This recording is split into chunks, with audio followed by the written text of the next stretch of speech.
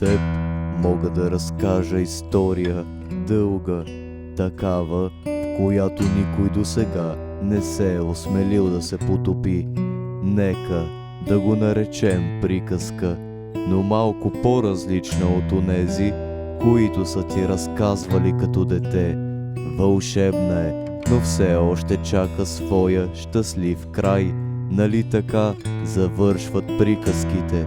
Знаеш ли, трудно е. Моля се и вярвам, че ще бъда чут. Душата ми гори, на теб оставам честа да разпръснеш пепелта. Запази и малко за себе си, но не позволявай да се стичат върху нея сълзи. Освен ако не са от радост, искам да те виждам щастлива. Сега, дори и да ме нараниш, ще превърнеш болката в поезия.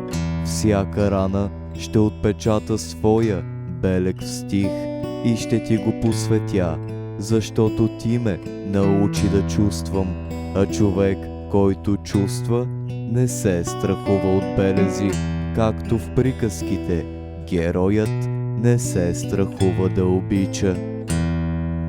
Чакам те да завършим нашата приказка или пък да започнем нова, още по-вълшебна.